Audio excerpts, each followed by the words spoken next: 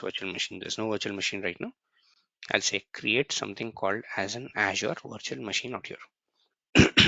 And this is what it's now starting to ask is that what is the subscription in which you want to create this in?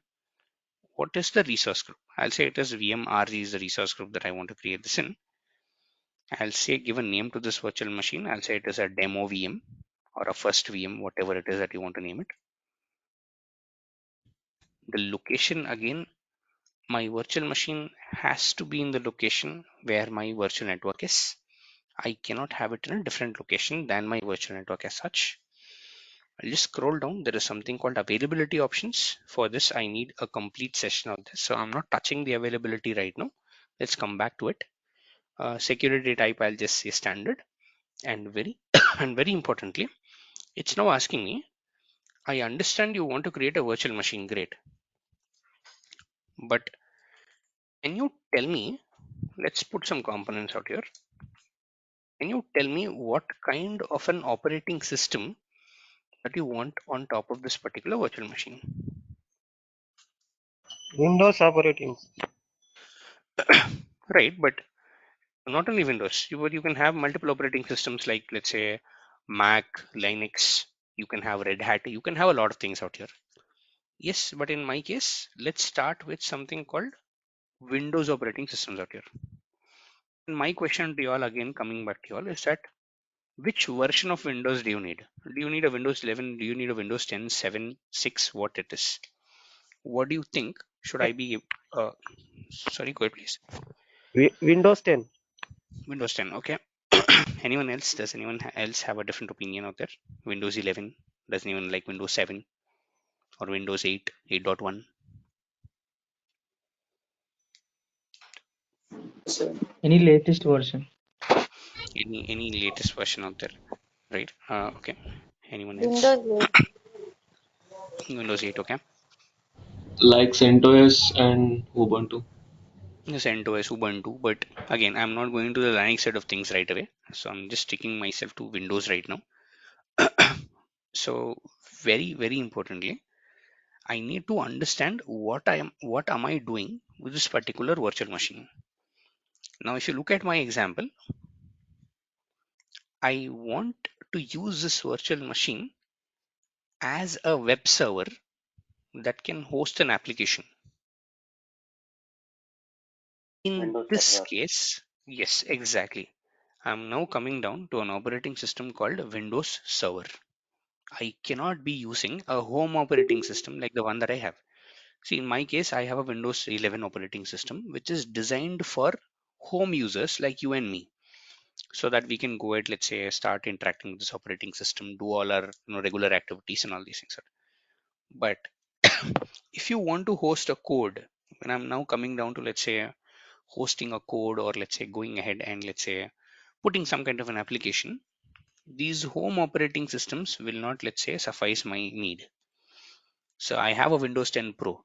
I have a Windows 11. So if I just say see all images, which is provided by Microsoft, and if I scroll down, I have a Windows 10, I have a Windows 11, I have Mac OS. So I can go ahead, let's say, put something called Macintosh on this particular system. I can do whatever that I want using all these things out here. But what I am doing right now is that I need a Windows server. If I just go back here, I need a Windows server, and I'm using a Windows Server 2019 edition data center. It's telling this is a data center edition for 2019 of Windows Server operating system. So that this is now for a specific use case scenario wherein I want to convert my machine into I want to convert my machine, let's say, into a web server.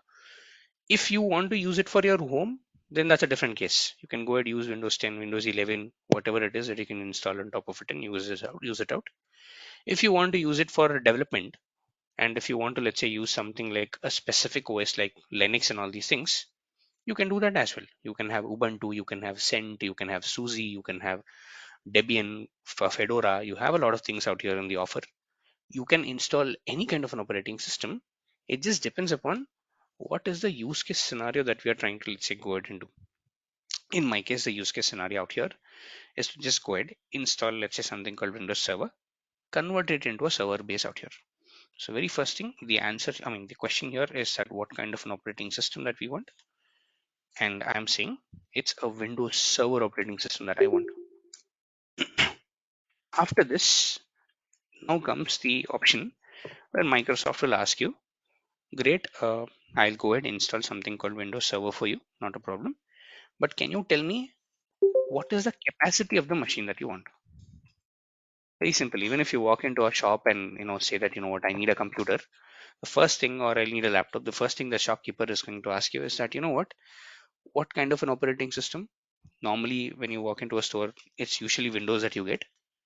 After that, he'll ask you what is the configuration that you want, meaning how much of RAM you want, what kind of a processor you want. Do you want an i3 2-core processor? Do you want an i5 4-core processor, i7 8-core processor, or Ryzen 7 or Ryzen 8, whatever it is?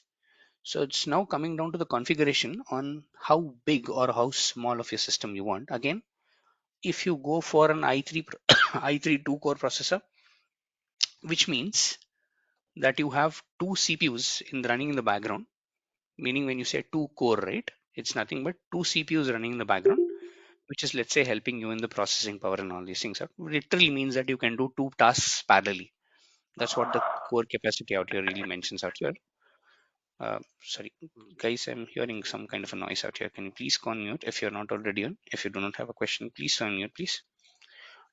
So I'm now telling that, okay, fine, you know what, I need a core capacity. I need, let's say, the RAM and all these things out.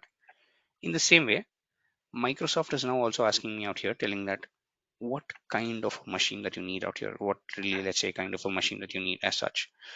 Guys, again, I'm hearing a lot of noise out here. I'll just mute everyone and I'll unmute you all when, let's say, you have a question or something like that. Please use the chat window to go ahead and type things out here. Okay, so now Microsoft is telling what size of a machine that you want out here, and I can click on select sizes, and I have a, a huge list of options from which I can select. I can have a one core machine or a one vCPU, which is called virtual CPUs out here, because this is something that I cannot touch physically. Let's say touch this out and feel this out. It's virtual in nature. It's running on the cloud out there. And then it's saying what kind of a RAM you need. I start with something called 3.5 GB. I have 8 GB RAM. I have 16 GB, 32 GB RAMs, and all these things out. And then it's telling data disk max IOPS will come down to this. And now it has a family or it has a family of a size, meaning if it is DS1V2 version 2, you have something called one CPU around 3.5 GB of RAM. If it is DS2, D2S underscore V3 version 3, which will give you 2 GB of, let's say, or two virtual CPUs and all these things out. And I'm able to see all these things because I'm on a Visual Studio Enterprise subscription. In your case, you'll have a limited options out here. That's where difference between free trial and, let's say, the paid subscriptions comes into picture. So if you're using a free trial, you'll have limited options, but is it good enough for the demo? More than sufficient. It should be more than sufficient out here. And I'll say this is DS2V3, and I'll just select this out. So I'm now selecting a size that I need, and in my case, I'm good with 8 GB RAM. I'm good with two virtual core CPUs. And very importantly, if I select this particular configuration, I am charged 5,000 rupees per a month if this machine runs 24 by 7 into 30 days a month out here. This is the charge I get. This is what I need to pay for Microsoft, just not the machine, but also the operating system licensing, and also in the backend, let's say if there is something called hypervisor installed, the maintenance of these servers and all these things. So it's a cumulative cost what Microsoft is telling me, telling that what, if you are running in this particular size of configuration, then what, I will charge you around 5,000 rupees or so on so forth. I'll say okay, great, no problem. And I'll move forward. I'm selecting the size again. If you select a different size, let's say something like 4 CPUs and etc., the cost is, let's say, double than what I had earlier. So 2 CPU 8 GB configuration was giving me 5,000, and 4 CPU 16 GB configuration is giving me somewhere around 10,000 rupees. Just like same like our physical world, wherein if you go into a shop and say that what, I need a 4 GB machine versus an 8 GB machine, the cost is different. The cost, let's say, really varies out here. So let me come back and put a 2 CPU, which is a basic size that I can start with. I'll just scroll down, and now it's asking me, okay, great. You are creating a virtual machine, good enough. This is a Windows operating system. Can you give me the admin username and the password so that you can log into your machine later? And I'll say this is something like test user, and I'll start with a simple password out here. So I'm just starting with a simple password. Okay, fine. I don't think the password above that I typed matches this one. So I'll go ahead, type the password, and I'll retype the password out here, telling that it is Microsoft, telling that let's say it is, let's say, something like test user, and going and giving my passwords out here. I'll just scroll down, and there is something called inbound port rules. I'll talk about this. For now, what I'll do is I'll click on the option called none. We'll talk about what really port rules are, what exactly this will give you, what is the capability it'll give you, and all these things out. And I'll next say disks. Now see, you're creating a machine. Just like when you go to again walk into a shop and say, you know what, I need a computer. Very simple. They're gonna ask you what is the hard drive that you need. Is it 1 TB? Is it 2 TB? Is it, let's say, 512 GB? What exactly it is? Same thing. Even Microsoft is asking you. Is that, you know what kind of a drive that you need?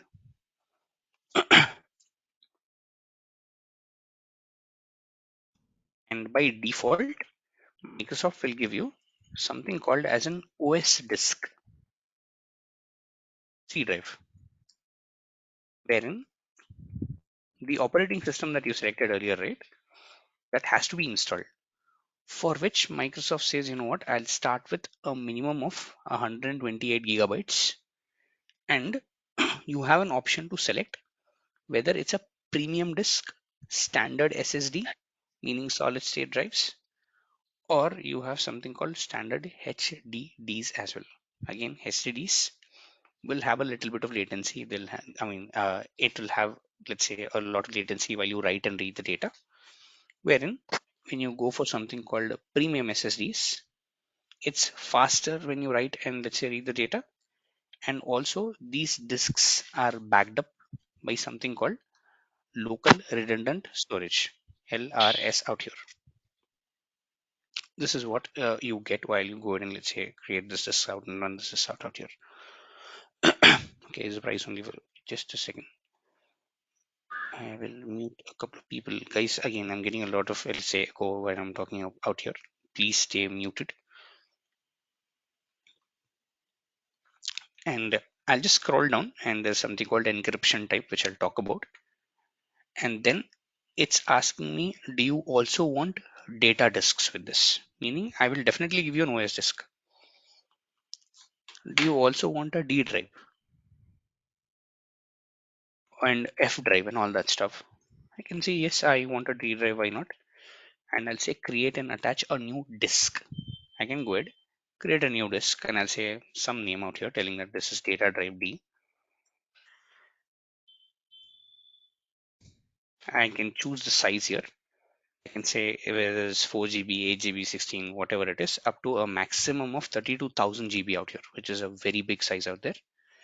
And I'll start with 1 TB, which is 1024 GB. And I'll say, yeah, or I'll say okay.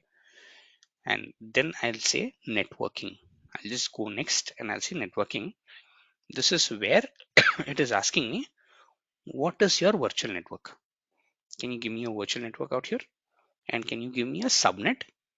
And do you want a public IP for this particular machine so that you can interact with this? I'll say yes. Please go ahead, create something called as a public IP. You also have an option to not create it out. You can also go ahead and not create it, not create it out. So what I'll do is I'll start with none. I will say that I don't want a public IP right now, and the rest of the options I'm just leaving the way it is. I'll say next management. I'm not changing anything here. Go into advanced, nothing here. Tags, review, and create this out. So this is what I'm now selecting while I create a virtual machine. I'm coming with a D drive which is around 1024 GB or 1 TB out here. And also I'm saying what is the virtual network that I have. and what is the subnet that I have. Finally, it was asking me for something called as a public IP. You want a public IP to interact with this particular machine? I said none. And the rest of the options, I just say to call the defaults. And I'm now starting, sorry, I'm now starting to go ahead and reviewing and creating this machine. And finally, it tells me that, you know what, this configuration along with a data disk that you asked for will cost you around 8 rupees per an hour if you run this out. So your, let's say, combined cost, let's say your entire cost if you run this for 24/7 will be 8 into 24 into 30 if you want, let's say, to calculate it for a month. This will be the cost that you will incur if you run this machine per a month out here.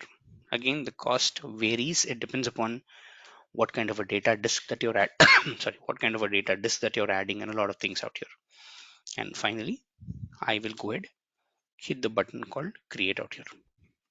I'll just go ahead, hit the create, and this will go ahead and start creating the machine for me. Again, as I said, a virtual machine is just not a single, let's say, resource out here. It's a combination of a lot of resources, like, let's say, operating system, disks, public IPs. There is something called network interface card. There is something called network security, group rules, and all these things out, which I'll talk about. But yes, any questions that I can take till here? Anyone? Any questions that I can take till here? Till this point? Like it is showing the cost per hour. Correct. If I use first 5 hours in a day, Mm-hmm. Mm-hmm. uh, I'll be charged for whole day or only for that 5 hours.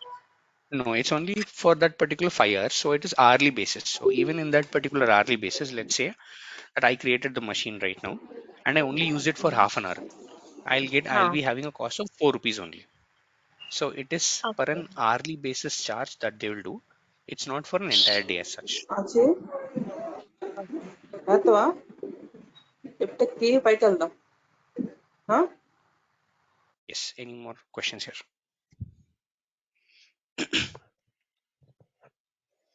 Hi, Any sir. more questions? Good, please. Sir, can we take like HDD and SSD also sir, in combine for OS SSD and for others Uh, HDD? Good question. Very good question. Can I have an SSD for OS and HDD for, let's say, the normal drive? No, you cannot do that. See, unlike the physical world, yes, in a physical, or in, let's say, if you go into a shop and you say, you know what, I need, let's say, a HDD for OS and a SSD for the data, can you do that? Shopkeeper will say, why not? I'll go ahead, open that machine, put SSD and all that stuff, give you the configuration that you need. But this is not a, let's say, a physical machine, right? It's a virtual machine. It's a piece of software that you're interacting with, and there is a limit till what you can, let's say, tweak. So in my case, or in our case, we won't be able to have a combination of both of them, an SSD and a HDD out there. Does that answer your question, Akshay? Yes, sir. Thank you. Yes. Any more questions that I can take? Hi, Kiran. Go And ahead, this Shiva. charges will have While creating, charges will have to client or company. Okay, chargeable to the client or to a company depends upon the scenario. Again, if you are working on a project where you are helping a Yeah. client, okay, let's say you are working with an end client out there, this charge Okay. will go to that particular end client. So whatever the service or whatever that your charge that you're taking from your end client, right, which will, let's Okay. say, bill per an hour, this billing will also Mm. include the charge that, let's say, your service is running and all these things out. But let's say is an in-house project, meaning a company hired you and they are, let's say, building their own product, so they will have to Mm. eventually pay for all these services out here. So it depends upon for whom you're working and how you're working, all those models out there. Okay. hi Kiran, Go ahead, Shiva. while creating virtual machine, we given the public IP is none. hmm But what is the IP for virtual machine? But we log into that machine. What is the we'll talk use about of the that IP? so we'll talk about that. So if you look at this, I have created a machine and I'll go inside the resource group that is there in the machine. And if you look at this one, as I said, See, this is a virtual machine that got created, but along with the virtual machine, I have multiple things called network security group rules. I have something called network interfaces. I have the OS disk. I have the data disk. I have the virtual network. And if you look at the virtual network, and if you look at the subnet of the virtual network, the available IPs right now are only 250, not 251. The subnet, when I created it, had 251 IPs out here. And the reason it's telling 250 is because your virtual machine has consumed an IP address out here. Just 10.0.0.4, one of the IPs of that particular subnet. Now, what is the use of a public what is the use of a public IP? This is something that I'll talk about. As of now, I don't have a public IP, but this is something that I'll talk about. In order to talk about this, I have to create something called as a public IP and show you the same thing. So I will take this later on what is the use of a public IP. But just a thumb rule, a virtual machine can or cannot have a public IP, but it will definitely have a private IP address. We'll talk about what is a public IP, what is a private IP, and all these things out, and multiple components of the virtual machine as such. So I'll answer that particular question in tomorrow's session on what is public IP, private IPs, how do you attach that, how do you detach that, what do you get with a public IP, what are network security group rules, and all these things out here. Yes, any more questions here? Hi, Kiran. Good, please. For each project, we have to create one virtual mission, or in virtual mission, we have to create number of different projects. See, again, it depends upon the budget that an organization really has. Again, for each project, do we have to create a virtual machine? Not necessarily. You can run multiple applications on the same virtual machine. Should be fine enough. But if you if you want to isolate one machine, or if you want to isolate the application one with application two, then you can have multiple virtual machines as such. Completely on the use case that you want, and also the budget that we have. These are the two factors that really decide on, let's say, whether we create multiple machines or a single machine and all these things out here.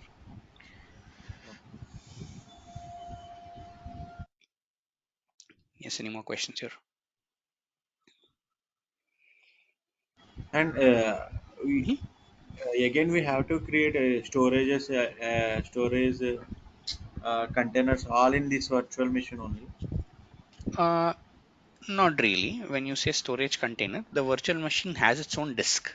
Now, if you look at this one, this is called as a virtual machine disk, wherein you'll go ahead and store all your data. So you don't really have to create a storage account out here. Rather, you can use this disk facility that is given to the virtual machine. The disk is nothing but a storage account in the backend, which is controlled by Azure right now. So you don't really have to create a storages and all that stuff using this particular machine as such here.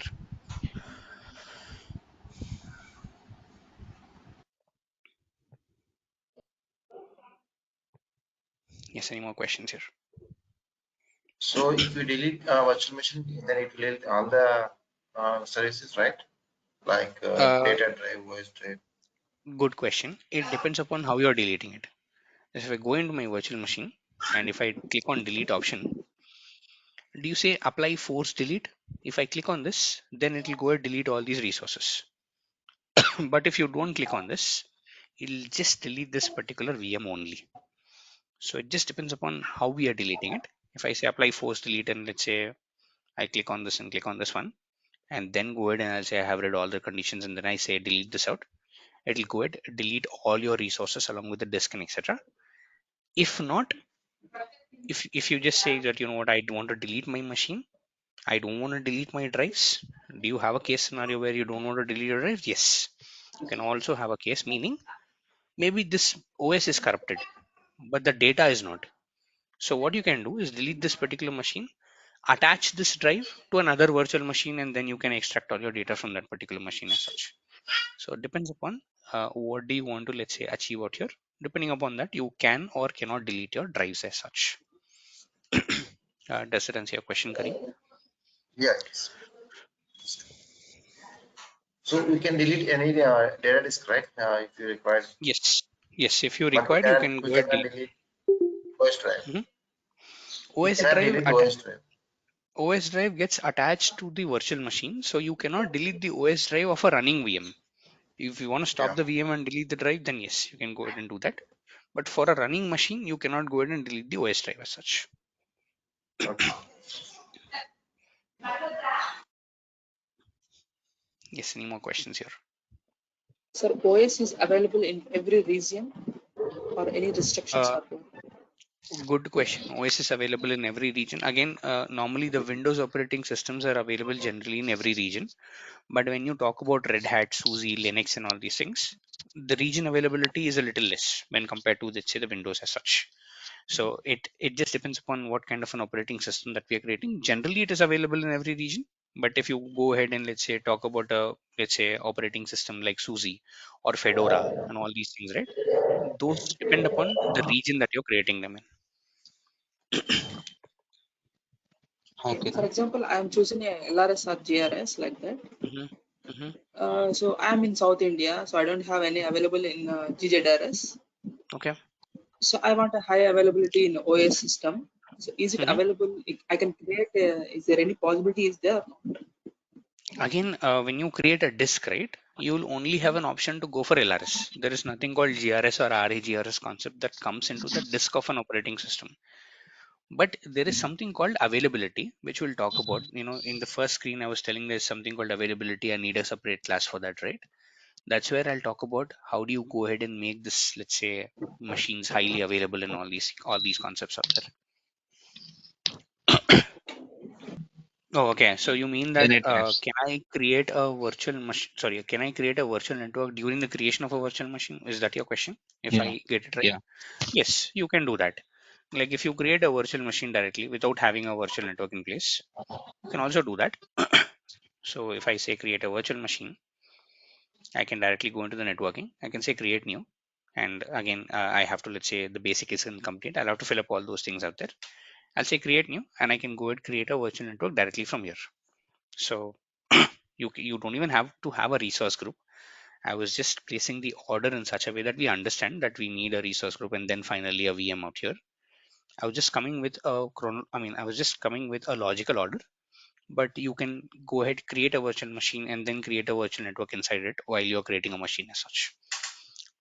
So shouldn't be an issue with that.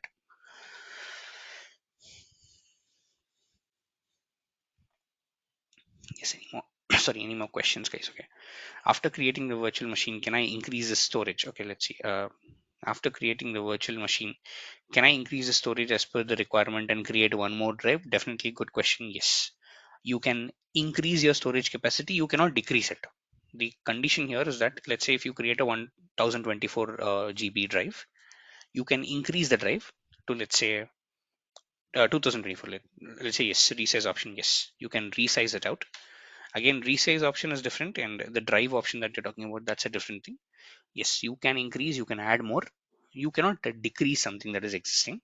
You can delete a drive, but you cannot decrease the capacity out there. So resize option, Santosh, that you're talking about, it's a different thing, which we'll talk about, which will, let's say, go ahead, increase the capacity of the RAM and all these things out. But I'm specifically talking about the drives out here. Yes, any more questions before I close?